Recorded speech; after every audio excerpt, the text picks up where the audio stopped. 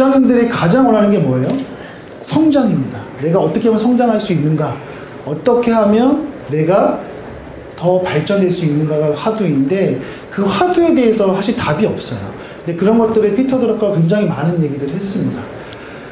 뭐 제가 한 가지 사례들을 한번 얘기해 보면 어떤 모 대리의 얘기를 한번 해보겠습니다. 제가 경험한 것들인데 예전에 어떤 대리가 일을 굉장히 잘했어요. 회사에서 핵심 인재라고 일컬음을 받았습니다. 그런데 이 대리는요 시키는 일을 굉장히 잘해요. 그래서 열심히 합니다. 그러면 팀장이 시키면 뭐 완벽해요. 납기도 잘 지키고 그 다음에 페이퍼도 잘하고요. 발표도 잘합니다. 그런데 팀장이 바뀌었어요, 새로. 근데 중요한 건 문제는 이 팀장은 이 대리에게 원하는 게 단순히 시키는 걸 잘하는 게 아닙니다. 이 일에 어떤 새로운 아이디어를 내고 혼자 한번 기획해보고 뭔가 새로운 것들을 가져오길 원하는데 시키는 것만 잘하죠. 그래서 답답하죠. 그래서 새로운 미션을 줍니다.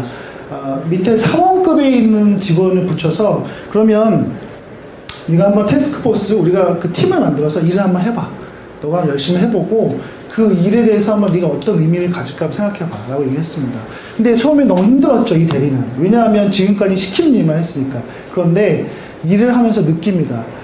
단순히 일이라는 건 시키는 것만 잘하는 게 일을 잘하는 게 아니라 그 일의 가치와 의미를 부여하는 게 정말 잘하는 거죠. 목표를 달성하는 최고 경영자는 집단 전체의 평균적인 성과를 올리기보다는 선두주자 한 명의 성과를 올릴 쪽이 더 쉽다는 것을 안다.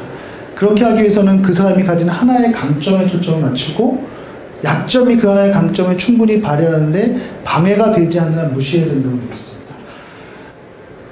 이런 사례를 들었어요.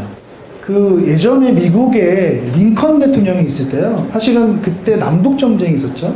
그래서 링컨 대통령이 북쪽이었죠. 근데 북부군이었는데 링컨 대통령은 장군을 뽑을 때 무난한 사람을 뽑았어요. 그러니까 예를 들어서 일도 잘하지만 사람과 관계도 좋고요. 따뜻한 마음을 가진 그러한 장군을 뽑아서 보냈습니다. 그런데 실제 밑에 남부군에 있는 로버트 리 장군은요 그렇지 않았어요. 강점만, 전쟁에 이길 수 있는 강점을 가진 장군만 뽑았습니다. 그래서 그렇게 물량도 많고 인력도 많은 북부군이 계속 3년 동안 고생하다가 그때 깨달았죠.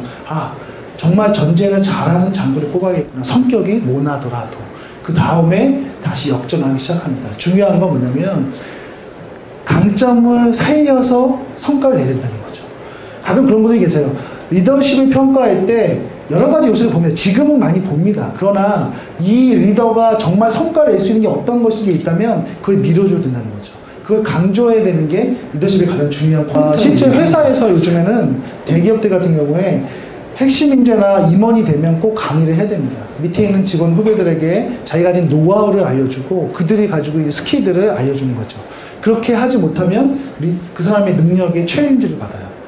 그렇기 때문에 열심히 하게 되거든요.